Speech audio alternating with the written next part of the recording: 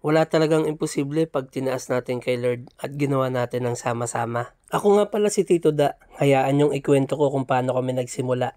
Para maging matagumpay itong bike parts for a cause. Ang una po natin ginawa, naghanap tayo ng connection. At dito ko nga nakilala si Madam Jules Ann. Iba pa nga yung title pero at least yung pa rin naman yung tema. Approve naman siya sa gantong gawain at ginagawa niya rin naman daw talaga to. At syempre, sinama ko rin yung grupo na kinakabilangan ko. Kami mga namimitik. Alam ko rin kasi na hindi ko rin naman to kakayanin ng ako lang mag-isa. Kaya humanap talaga ako ng magiging connection. Ganon din sila sa kabilang grupo. Andun na rin Sir Joby, Ma'am Rodora, Ma'am Guy, Sir Frank at yung mga kagrupo pa nila. At dahil marami na nga rin kami, mabilis namin na ipakalat ang kailangan namin gawin. Napag-usapan na rin namin kung kailan yung magiging final date. At araw-araw, may dumarating na pyesa galing sa mga gustong tumulong. At sobra akong natutuwa dahil sobrang dami talaga. Sila Sir Joby at Ma'am Jules ang naging in charge pagdating sa pyesa and operation. Sila rin naman kasi talaga ang mas maraming connection. Kinuha na rin namin ng permit pagdating sa barangay para at least maging legal tong event natin. Isa pang matindi, lahat din ng grupo dito sa Amihan ay nagkaisa at nagtulong-tulong. At makakasama rin natin dito si Daily Tambike at si Pete Rider PH. Kaya ngayon pa lang nagpapasalamat na ako sa lahat ng naging sponsor, sa lahat ng grupo na tumulong sa amin, sa lahat ng individual.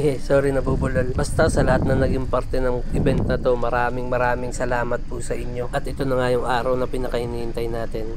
Nakarating na rin tayo dito sa Amihan. Hinihingal pa nga. Yung kasabay ko kasi dito, ang bilis umahon. Inagahan ko nga rin kasi alam kong marami pa kaming gagawin. Isa pa para makabawi rin naman ako sa mga kasama ko. 3 times a week lang kasi ako libre. Kaya sila na halos yung gumagawa. Update na lang sa GC, ganun. Alright. Tapos pagka libre ako, saka na lang ako nakakapunta. Actually, a day before nga ng event, ginabi sila dito kasi nga nag-ayos pa sila na magiging bakod. Hindi rin ako nakatulong noon kasi nga may pasok ako. Kaya salamat talaga. Anin ako, sobrang dami natin na pasaya. Pagdating ko nga dito sa Amihan, medyo marami na rin tao. Marami nang nakaabang. Maya nga lang, dumating na rin yung ating mga kasama. Sila Sir Alan, Ma'am Jules Ann, Sir Joby, at iba pa. Nag-uumpisa na rin kami maghakot ng mga gamit. Nagpapasalamat nga pala ako dito kay Ate Chona na pumayag para dito muna namin iwan lahat ng pyesa. Medyo hassle din kasi kung sa malayo pa namin ilalagay yung mga pyesa. Kaya buti na lang nakiusap si Ma'am Jules Ann na dito na lang muna namin iiwanan. At dahil medyo nagdiliwanag na nga rin, uumpisa na nga rin namin maglatag. Kailangan kasi namin iayos to para at least hindi rin mahihirapan yung mga magbabantay dito mamaya. At isa pa para madali rin makita ng mga kukuha kung ano talaga yung kailangan nila.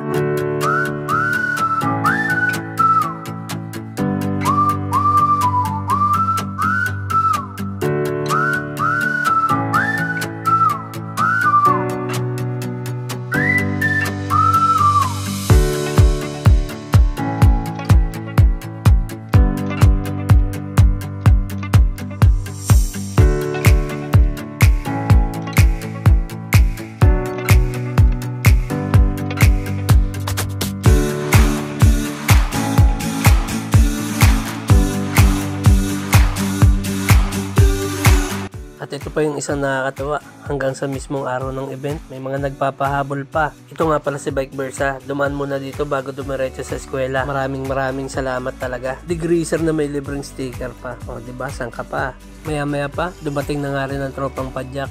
Sila ang na-assign natin para mag-marshal sa labas. Dahil kailangan din natin siguraduhin ang kaligtasan ng bawat isa. Nasa gilid lang kasi tayo ng kalsada. At katulad na napag-usapan sa barangay, kailangan nating iwasan na mag-stay sa kalsada. Yung iba naman sa grupo nila, nilagay namin sa mga pyesa. Sila ang nagbabantay dito. Meron din silang kasamahan na nakapwesto dun sa mga jersey at dun sa may registration. At doon naman sa bungad, sa may umpisa ng pila, nandun naman sila Sir Joby at saka si Daily Tambike. Kaya nagpapasalamat talaga ako sa lahat ng tumulong sa amin, lalong-lalo na sa mga nag-sponsor, sa mga nagbigay ng pyesa.